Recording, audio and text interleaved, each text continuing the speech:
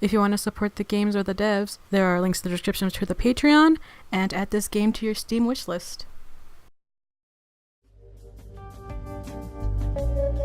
With a quiet sniff, Therese motioned towards the chair beside Marcus, who had stretched out into his seat while we were talking. God, please stop with these sprites. They're so pretty. Look at him. God damn you, poster boy. As I settled down into the offered chair, Marcus flashes me a sidelong smirk. It seemed he found all of this particularly amusing. Therese snapped her fingers to get my attention. My state of shock wasn't high on her list of priorities, apparently. Now, Ash, you've arrived during a most difficult time. It just so happens that we're in the middle of a war. A messy political war waged in the dark, entirely unbeknownst to mortals.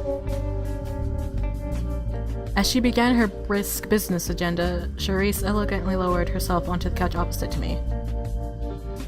The three houses, the ones all vampires belong to, Iskar, Mavvar, and Golgotha, are fighting for the rule of Los Angeles. To put it very crudely, Ishkar tend to be diplomatic, just gonna say Mavvar are more aggressive, and Golgotha are everything else. If only it were that simple.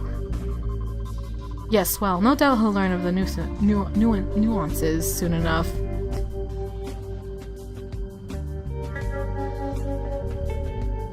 Crossing her legs, Therese let out a faint sigh, one hand flitting to push her glasses. The current ruling house is Ishkar, my house. We have governed Los Angeles for a number of years, but recently the other houses have gotten a little... how shall I put it? Rowdy? Man, she has such a big forehead. I don't say anything, but I'm like, I should probably say something. I noticed, don't worry. We need to negotiate some sort of three-way peace to restore order, but that's easier said than done. There are simply too many secrets dealt, betrayals, and assassinations going on behind the scenes. However, you are new enough to be politically naive and unbiased. She paused, the critical light glinting in her eyes again. Unlike most of the other vampires in LA, you have neither an existing reputation nor any allegiances to speak of, and thus you may be the key to our reconciliation. There are these words that just trip me up all the time. I'm listening, go on. The first task I intend to give you is a simple one, but it will serve as an accurate measure of your potential.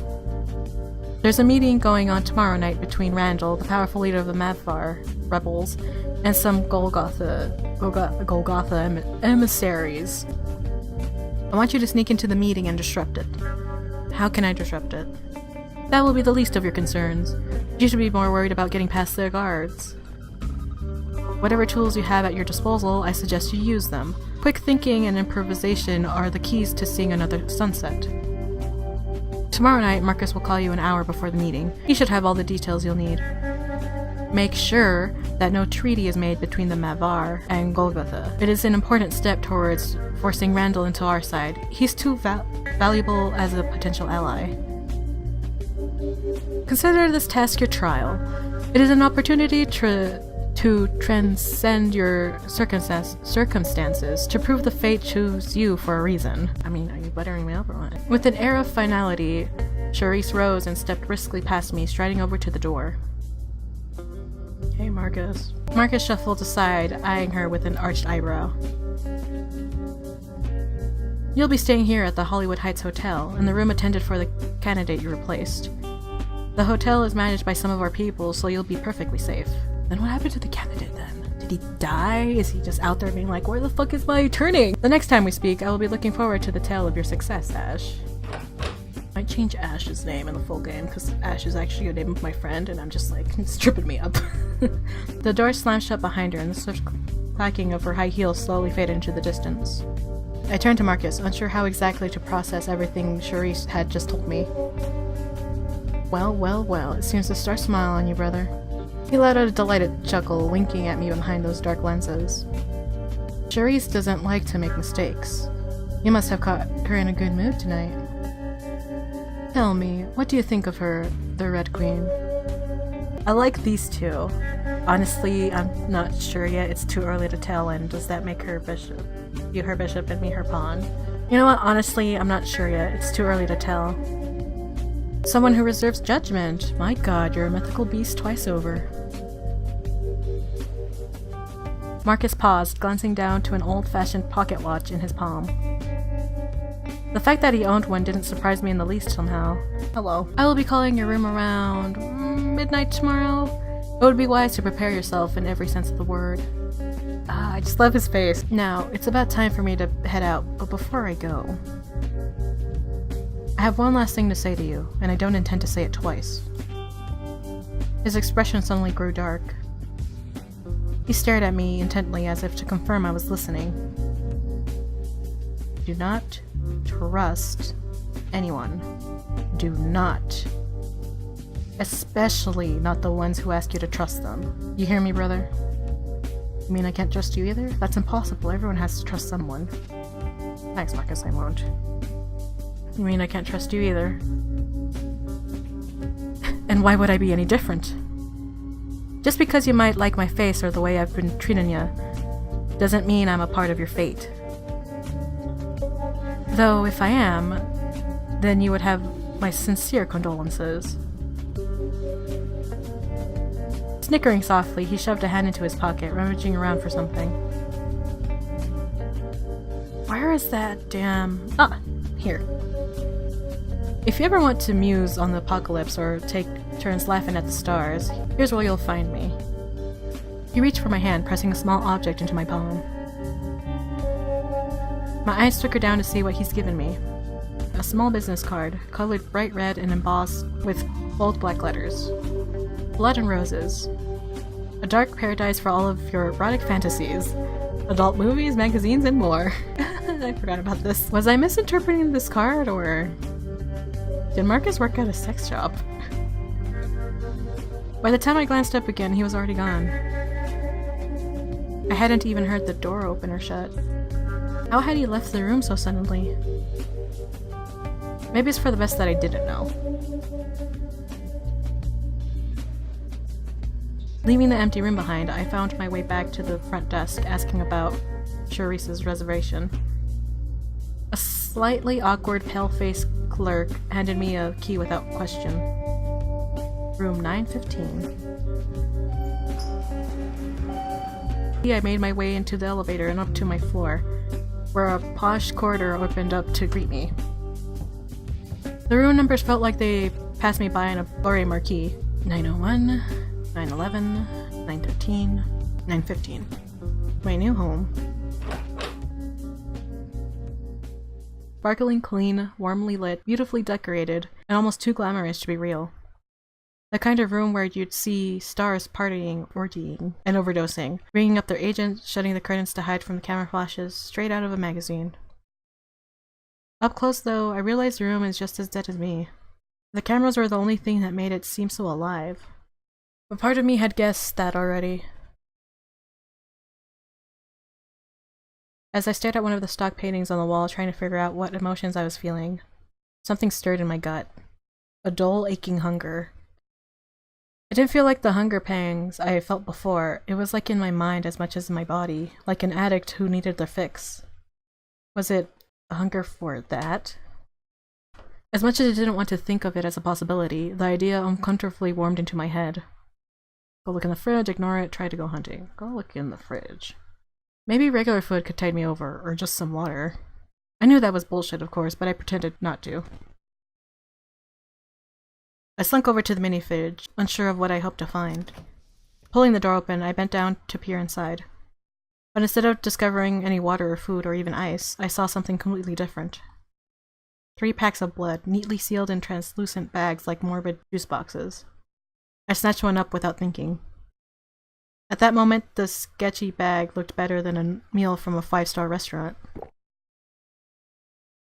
Moving on impulse, I sank my fangs into the plastic, downing the cold liquid in giant gulps. The second it slid down my throat, a rush of energy flowed through me. The pain vanished, and my body hummed with, well, not life, but something close to it. Drinking it became so natural, and each sip tasted better than the last. But in the back of my mind, I knew I had lost some part of myself at that moment, something that might never come back. So I drank until the bag was empty, and it was over. Who's knocking on my door? A knock at the door interrupted my dinner. I threw the empty bag into the trash can, quickly wiped off my bloody lips, and reached for the door. I thought Charisse and Marcus had left, but maybe one of them had come back to tell me something? Oh, good evening. Hello. Just so you guys know, I'm biased already. This is my favorite boy. Oh, good evening. A gentle, melodic voice purred out from the man before me.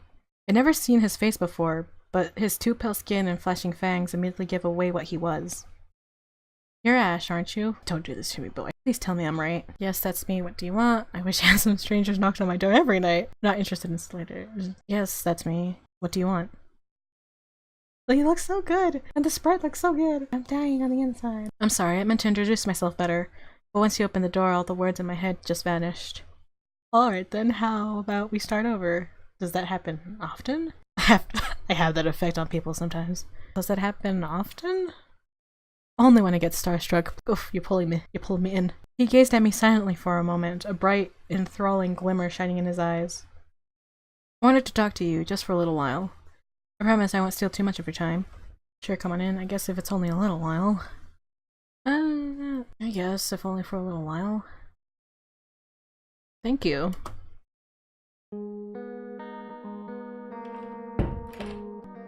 Ooh, this guitar is so good. I like it. Ooh.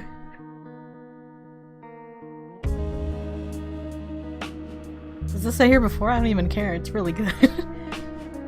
He slipped inside the room, glancing around curiously for a few moments. A faint floral scent drifted around him, just barely strong enough to be noticed. When he turned back to me, his eyes intensely fixated on mine, flicking away now and then as if he couldn't keep contact for too long. Oh my god, he squinted. Oh god, I need to calm down. I didn't mean to catch you off guard, but I stopped by on, well, impulse. And really, I'm so happy that I did. He toyed with the fringe of his scarf, letting out a soft exhale. Still my heart. Oh, I'm sorry, my name is Heath.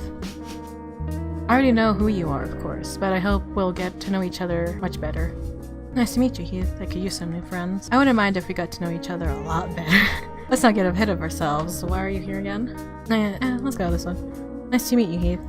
I could use some new friends. Of course. I know Charisse and Marcus brought you in, but, well, neither of them are very comforting to someone new. I passed Charisse on the way in and she told me about what happened to you. It's awful. I'd say I'm sorry, but apologies won't get your life back. So I wanted to offer you a sympathetic ear and a shoulder to cry on if you needed it. He spoke quietly, gravely, as if we were attending a funeral for the Ash who died back in the club. It wasn't so long ago that I lost my life too. The changes leave you almost numb at first, but when everything finally hits you, the loneliness is overwhelming. Wish I could go back. I'm not going to mope about it. What's done is done. Can't be all that bad. We've got powers in mortality, what? Well, like, ish one. Especially since we sort of haven't been, like, so torn up about it, I guess. I'm not going to mope about it. What's done is done. That's a strong attitude. I'm a little jealous. I just hope you can keep your strength after the weight of everything really hits you. Excuse me? What is this sprite? God, he's so pretty. I'm gonna keep saying it, it's just I have a weakness for like this type of aesthetic that he has going on. He let out a quiet sigh, running a hand through his feathery hair. It was a little surprising how much my situation seemed to upset him, considering the apathy or amusement everyone else has shown so far.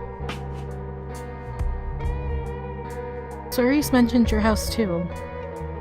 Houses, well, they're supposed to be the core of who we are in this hidden world, what defines us and what sets us apart. Our gazes meet for a few moments. He kept his head slightly lowered, either from shyness or a conscious effort to be coy. I've always found Golgotha, like you, to be so fascinating, beautiful in a haunted way.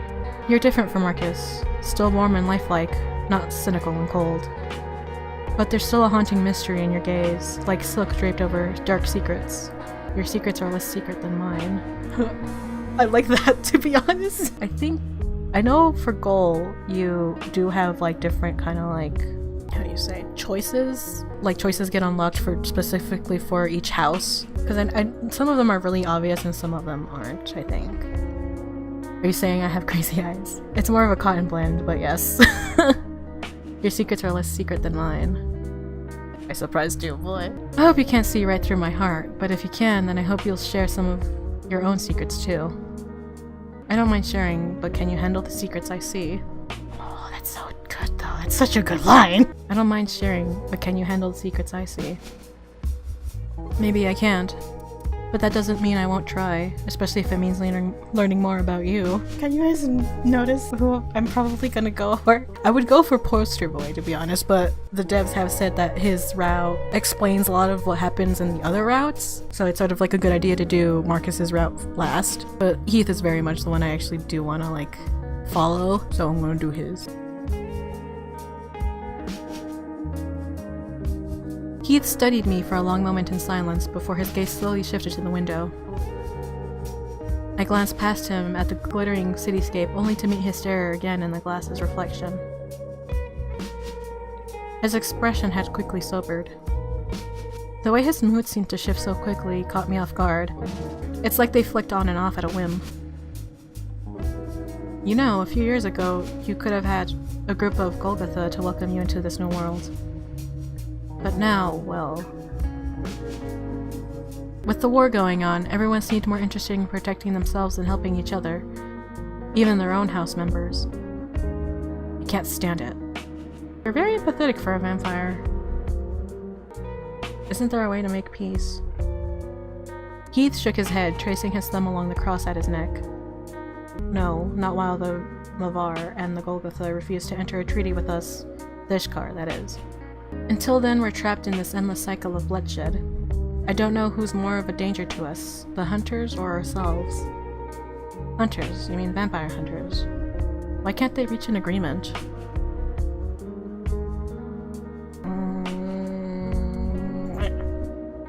I randomized it for myself. I closed my eyes and just went wild. Because everybody wants to be on top. Everybody thinks their leadership would be the best. If you thought human government was difficult, imagine keeping a coven of aggressive, power-hungry immortals in line. It's like herding lions. Heath bit his lip, a troubled frown flitting across his face. Ugh. F's. There's too many F's there. Heath bit his lip, a troubled frown flitting across his face for a few moments. But listen to me, Ash, please. More than anything else, I hope you'll remember, if you don't want to be alone, you don't have to be. I run a bar downtown, nothing much, just a little nook for stars, and a sanctuary for people like us. It's called it's called that. Why'd you come by sometime? I don't mean to sound pushy, but... The warm lamplight reflected in his eyes as they flicker up towards mine. In the following silence, I hear sirens echoing from somewhere far, far away.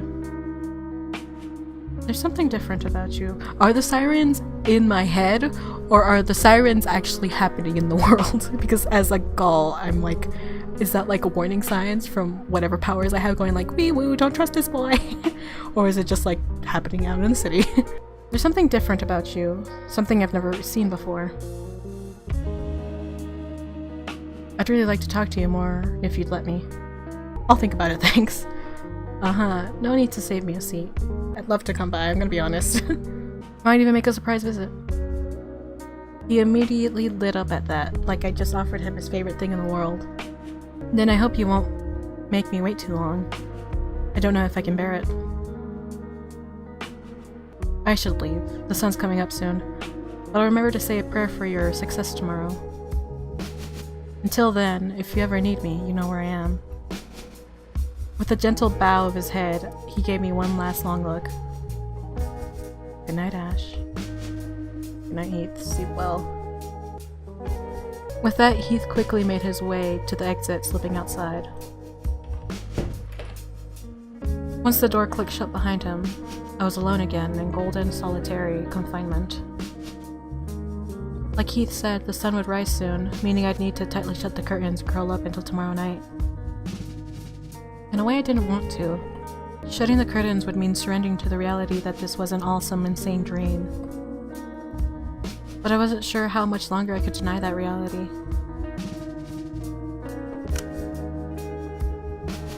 With the coming sunrise safely hidden away, I turned off the bedroom lights.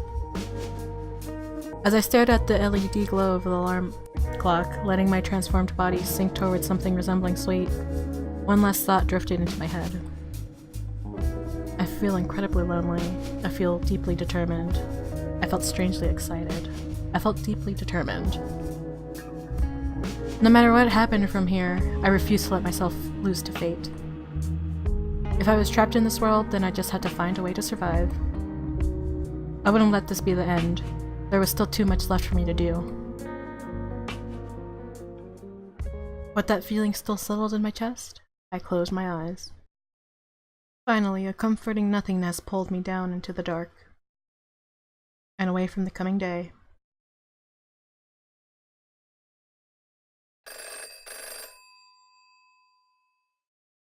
Solo 1. I've been waiting 3 hours for this call, anxiously pacing in my room. I picked up the phone before the third ring, readying myself for Marcus's poetic drawl.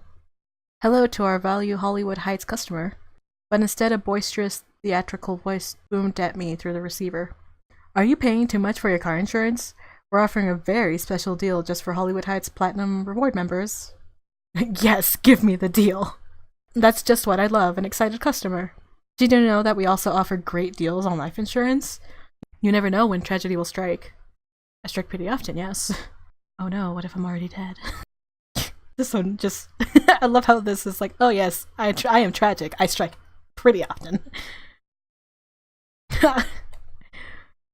Well, never fear, Hollywood Heights Insurance will find a plan that's just right for you. Accidents happen, that's our motto. Accidents are a tender subject for me.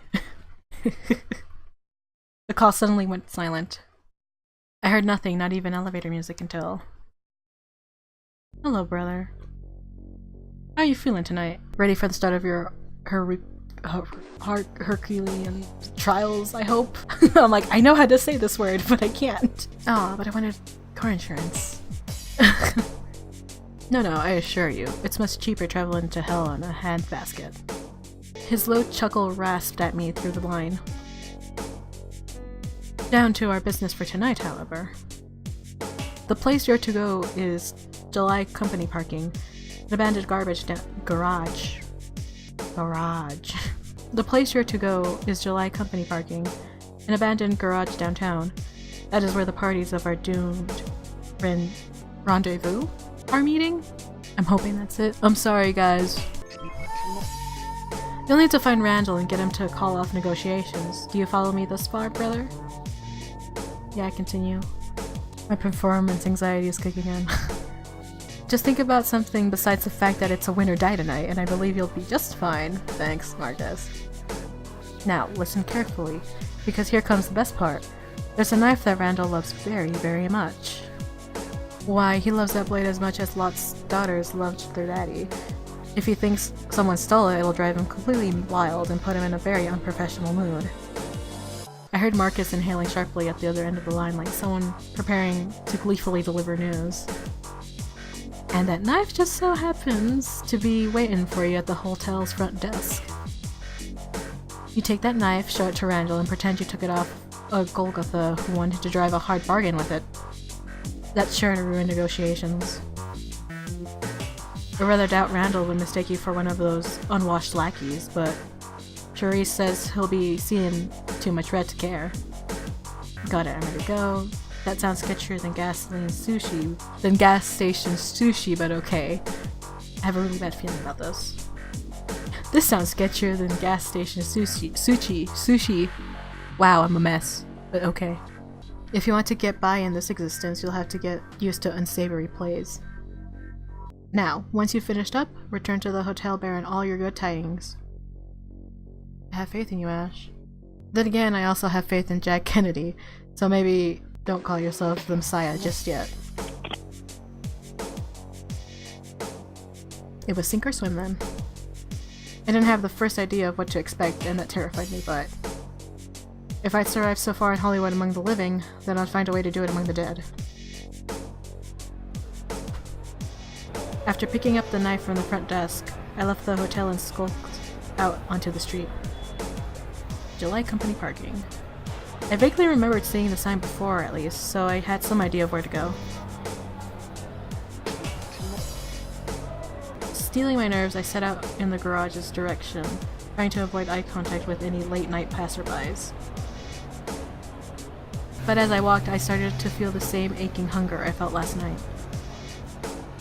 It was just a dull pain at first, but it quickly grew stronger, gnawing at me from the inside. I couldn't focus on anything else. Before I entered the parking garage, I'd have to find blood to sate myself, or else the pressure would snap me. Damn it. This is probably why the fridge had 3 blood packs, not just 1. Just then, my heightened senses picked up a scent. Down the alley. The scent of a mortal. Alone. There was no one else nearby, which meant I could feed on them if I wanted to. Oh, we gotta do this. The pain was getting worse. My body ached, my head spun, and the whole world pulsed in front of me. I'd resist. Give in to the hunger. Give in to the hunger. It was no use. I needed to feed and I needed blood. Warm blood. These were my new instincts. Everything had changed, and denying that would just be a losing battle. I slipped into the alley, pulled like a magnet towards the wonderful scent. Let's check out her stats. Pretty sure it hasn't changed. Wow! I am carefree, independent, very friendly, which I sort of wanted to be honest. I'm not sure about the independent and loyal thing, and ambitious and carefree. A gentle nobody. That's me. It didn't take long before I caught sight of the source.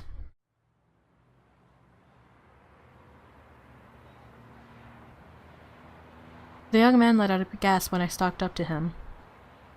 He'd been taking a piss behind the dumpster, but quickly zipped himself up and cleared his throat. Hello? Can I help you with something? I'm just on my way home from work. His voice trembled.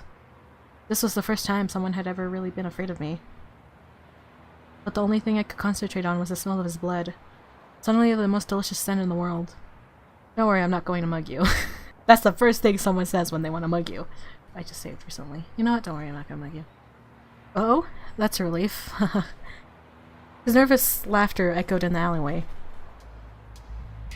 I took a step towards him, slowly.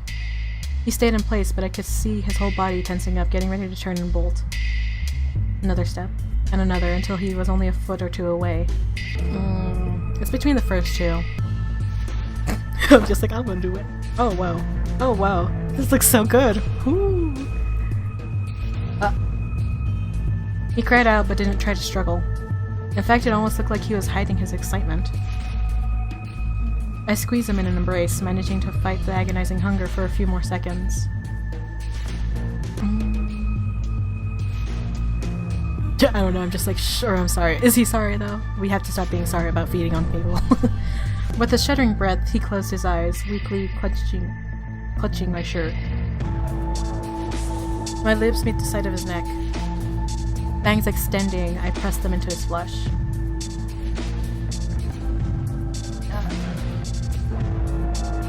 And sunk them in.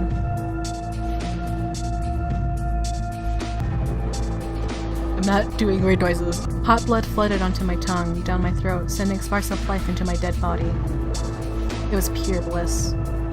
Not like food, not even like a buzz. It was a high, a delicious shock that ran through me and lifted me up. The blood pack from last night couldn't even compare. It was like tasting ambrosia after licking dirt off the ground.